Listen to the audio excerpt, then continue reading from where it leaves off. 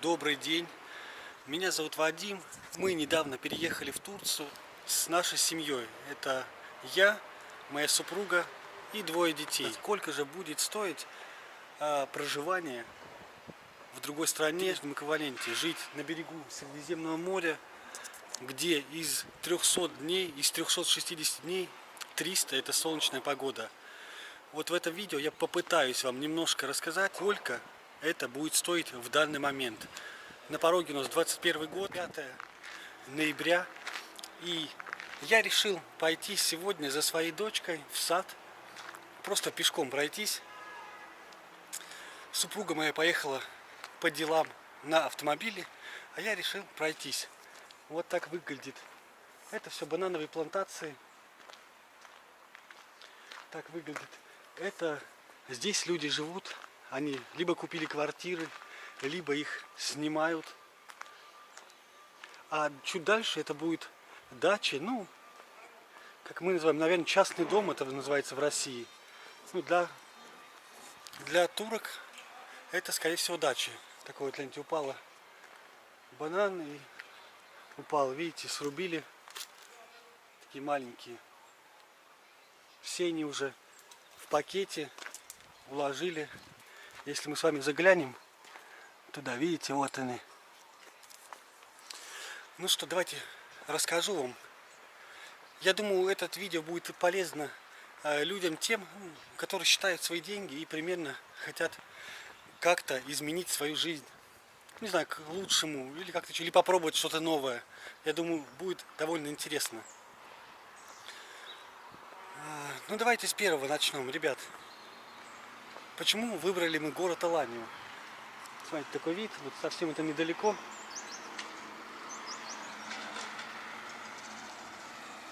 Почему выбрали, ребят, город Аланию?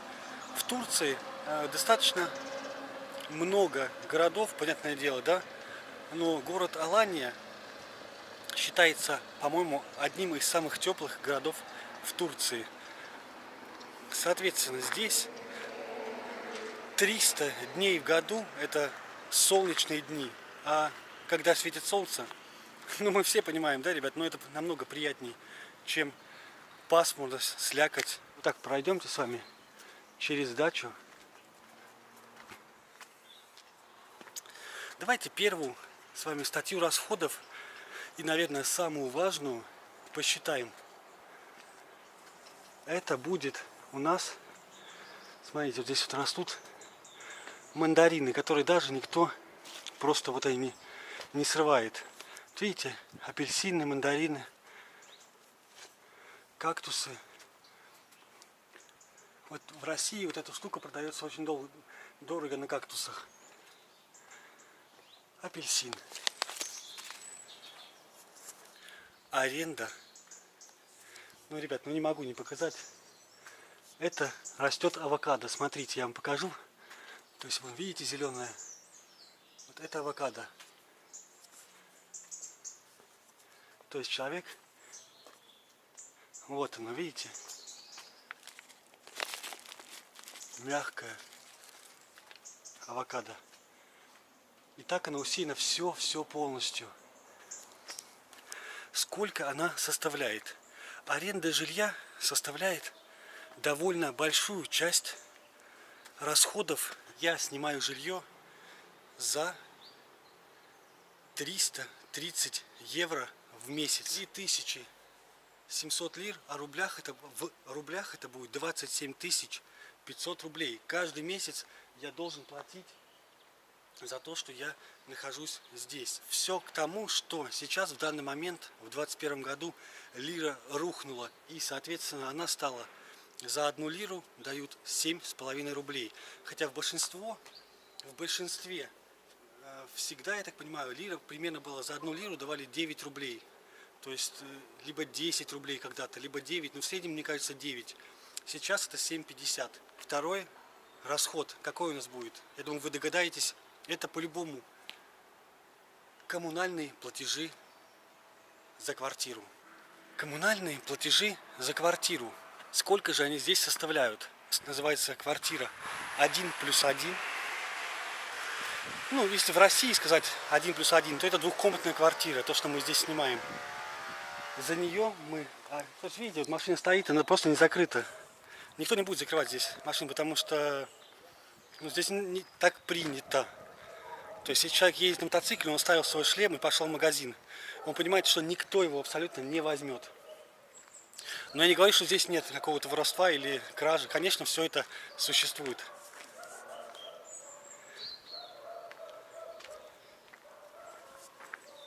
Ну, давайте поговорим теперь второй вариант. Про коммунальные платежи. Коммунальные платежи выходят у меня за двухкомнатную квартиру, за 1+1, точнее, если быть точнее, 350, 300, 400 лир. Я взял среднюю, это 350 лир. Если перевести это в рубли, то это будет 2600 рублей в месяц. Я плачу за воду и за свет. Третий пункт, я его тоже обозначил как важный пункт, это аренда автомобиля. Мы приехали в другую страну, у нас нет денежных средств, чтобы, например, купить здесь автомобиль. И это стоит достаточно дорого, дороже, чем, мне кажется, автомобиль купить у нас в России. Хотя, опять же, все дорожает, все становится дороже, неподъемные цены. Смотрите, ребята, чтобы снять автомобиль здесь, то вам это выйдет при том условии, что вы берете в автомобиль на долгосрочную аренду. Например, у нас это стоит 3300 лир. В рублях это будет 24 500 рублей. Каждый месяц мы должны заплатить за автомобиль, который мы взяли в аренду. Сегодня прекрасное море, теплая погода. Что мы дальше продолжаем? То есть вы поняли, да? 24 500 отдали за автомобиль. Дальше, следом же за автомобилем, раз мы его взяли, у нас выходит с вами еще один пункт, вытекает сам по себе. Будь добр, заплати за бензин. Бензин, он тоже не дешевый. Ездим мы не... Катаемся мы немного и немало, но в среднем я возьму 1200-1500 лир. В среднем 1300. Смотрите, кто это у нас растет? У кого-то. Гранат. Смотрите. Маленькие гранаты. Скоро в будущем будут. Спелые, вот они, видите? У кого-то просто на лужайке. А мы с вами, смотрите, сколько людей купается сегодня на море. Если вам видно, конечно, это будет.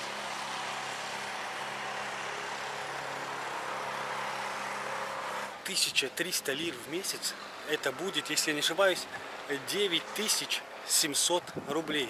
То есть каждый месяц мы должны отдать, чтобы заправить своего, не своего, арендованного железного коня. То есть мы добавляем это в расходы.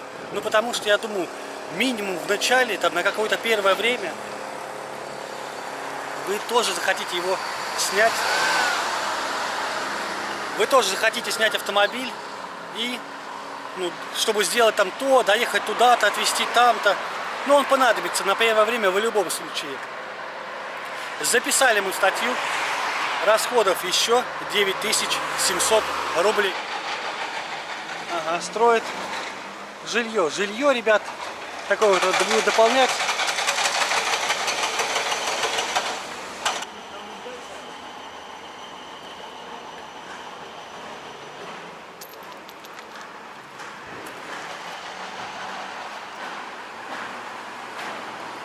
Давайте я дополню, коль мы идем, где строится жилье. Жилье в Алании растет необычайно быстро, и цены на него взлетают просто кардинально. Если, давайте так, я немножко так затрону эту тему. То есть самый выгодный вариант для покупки жилья в Турции, это когда вы покупаете на котловане. Вы оплачиваете это жилье, и там может в рассрочку, может там беспроцентную, скорее всего, предложат вам. И вы, когда жилье достроится, оно дорожает на 30%. То есть многие, у кого есть денежные средства, кто может себе позволить купить, покупают квартиру на котловане, то тот человек заработает плюс 30% через, например, год или два, когда дом сдастся.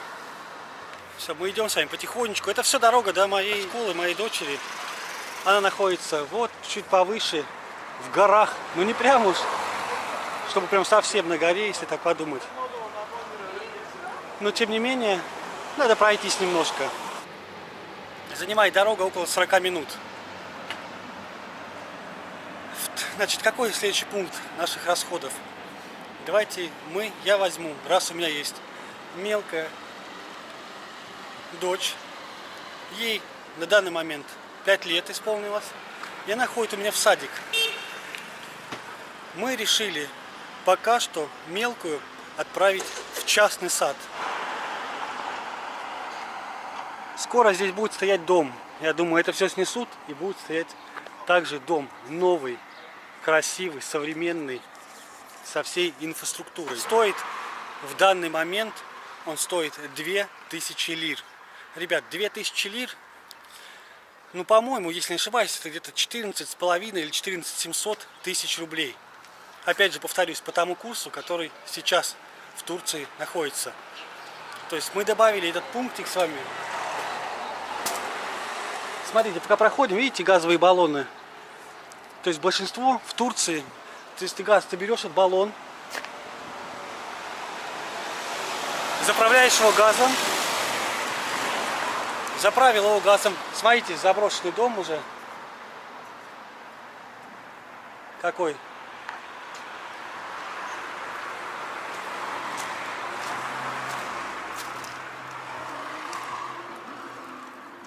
Такой. Ну, это будет однозначно выкуплено и продано. По газу, давайте я вам скажу, что газовый баллон, здесь нету такого газового, как мы привыкли. Газ, у вас в квартире газ или электрическая плита. Чаще всего это газовый баллон, который вы заправляетесь. Ну, обычно хватает большой баллон, там лир за 40, вам хватит его месяца на 3. Смотрите, какая площадка, пока шел. Это просто детская площадка с тренажерами для детей. Вот так это выглядит. Сетка железная и теннисный стол.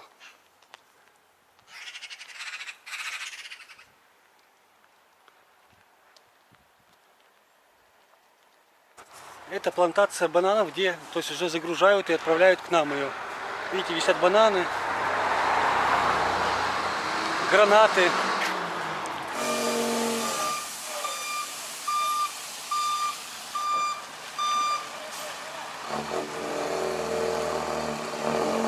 Что это, не могу понять.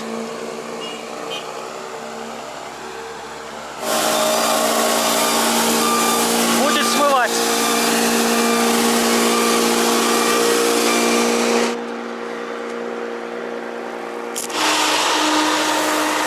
Моют дорогу. Я думаю, здесь происходит стройка наверху. У них обычно есть там после рабочего дня моют дорогу. А вот делают, смотрите, какая красота. Ява либо.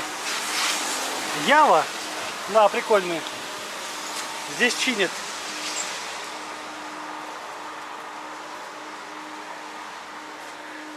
Видите, здесь продается сателлик. И чинят, соответственно, мопеды. А это оливки. Так, ну какие мы расходы с вами подвели, да? Что-то я с вами заболтался, а уже время без 23, и мне надо быть уже без 15, заканчиваются уроки. Пока мы с вами идем, на дороге валяется айва. Почти мы добрались, мы немножко свернули. И поднимаемся на гору с вами. Вот вверху здание, это школа государственная, за которую мы не платили абсолютно ничего. Купили учебников на 300 лир, на 2000 рублей. Ну все, ребят, мы поднялись до школы, немножко в гору. Привет! Все, мы теперь спускаемся домой, народ и разъезжается. Сейчас протрем руки и узнаем, что у меня в пакете было. Мы забыли сегодня завтрак наш, да? Вот, ребят, то, что я нес целый 40 минут, пока шел за своей мелкой. За своей... Так, ребят, давайте следующий пункт какой у нас? Это школа, то есть садик мы обсудили с вами, да? Это стоит 2000 лир. Школа стоит у нас, мы пошли в общественную школу, мы не платим за нее абсолютно ни копейки. Но там есть маленький расход, мы даем каждый день где-то 5 лир. Плюс-минус там, я посчитал, что в месяц это выходит 200 лир. 200 лир это будет 1500 рублей, там 1400-1500 рублей. То есть в месяц мы даем просто на, ребенок что-то покупает в своей школе. Это, видите, такое кафе, оно уже закрылось. Оно, правильно, потому что ноябрь месяц, ребят, и вот прямо море, на берегу моря. Но минус этого кафе, потому что проходит дорога, и получается очень громко. Не знаю, здесь прям отдыхать бы, я не сказал, что круто. Посидеть вечерком можно. Смотрите, сколько людей загорает.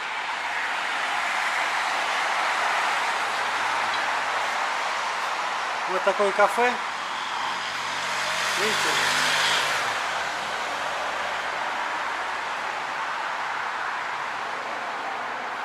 Готовят лепешечки здесь. Если вы смотрели мое предыдущее видео, когда я был в отеле, здесь готовят лепешки. Давайте продолжим. Дальше, что по расходам? Мы, значит, с вами определились. Аренда квартиры, правильно? Коммунальные услуги, аренда автомобиля, заправиться автомобиль, детский сад, школа. Теперь у нас пришел следующий пункт по расходу. Это у нас будет то, что мы делаем каждый день. Ну-ка, плюсик. Это мы кушаем. Сколько мы тратим на еду каждый день?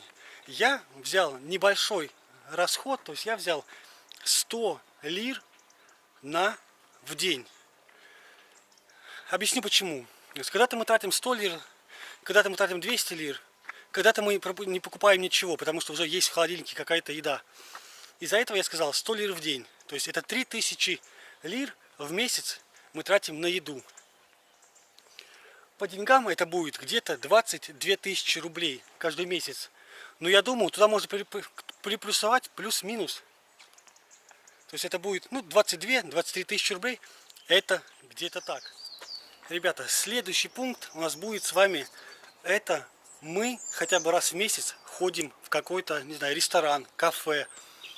В какую-то там забегаловку небольшую. И я взял на это, может быть, это будет раз в месяц, кто-то в 2 месяца. Но я взял средний чек, то есть 1000 лир, это где-то 7500 рублей. Я думаю, в принципе, каждый человек, приехавший в другую страну, он хочет посмотреть что-то, сходить в кафешку, там что-то, попробовать какое-то блюдо. Я заложил в этот бюджет 1000 лир раз в месяц. То есть порядка 8000 рублей. Какой у нас с вами, ребят, дальше идет будет пункт по расходу? Давайте вспоминать. Wi-Fi. Мы живем в современном мире, и каждый месяц мы платим за Wi-Fi. Здесь цена его 60 лир каждый месяц. Это порядка 450 рублей каждый месяц. Смотрите, какое волшебство. Мы стоим здесь с вами, да? А с нами растут что? Как вы думаете, что это? Это лимоны, ребят, это лимон. Да? Прекрасно. Так, ну что, мы подошли, наверное, к самому последнему пункту про расходы в Турции. И последний пункт я поставил связь. Wi-Fi это то, что находится дома, без него мы не обходимся. Но связь это нам надо купить сим-карту и пользоваться, звонить, общаться. То есть связь заключается в том, что вы покупаете единоразово. Смотрите, какой. Видели когда-нибудь такой кактус? Или что это такой кактус, да? Смотрите, огромнейший. Или это алоэ. Вы покупаете единоразово сим-карту. Сим-карта стоит, если у вас есть ВНЖ, то есть временный вид на жительство, то она будет стоить дешевле. Это будет стоить 160 лир единоразово. И потом каждый месяц 50 лир. Соответственно, мы платим за меня и за супругу. То есть 50 лир это будет 380 рублей. За двоих это будет 750 рублей, округлим где-то так. То есть 750 рублей в месяц на связь. Давайте мы с вами подведем итог. Сколько же стоит проживание в месяц на семью из 2 взрослых и 2 детей в месяц в стране под названием Турция и городе Алания. Ну что, считаем. Аренда жилья 27 500. Коммуналка 2 600. Аренда авто 24 500. Бензин 9 700. Садик 14 800. Школа 1500. Еда 22 500. Кафе 7,5. Wi-Fi 450. Связь 750. Ну что, ребят, итого 111 800 рублей. Расходы в месяц на проживание на семью из 4 человек. Вот такая грандиозная цифра. Большая или маленькая, судить вам. Но в любом случае оттуда можно убрать расходы на автомобиль, соответственно бензин. Оттуда можно убрать, если у вас есть собственная квартира, оттуда можно убрать кафе и рестораны. Ребят, каждый вправе убрать то, что он считает ненужным. Я сказал лишь расходы конкретно на нашу семью. Подписывайтесь, ставьте лайки и до встречи. Пока.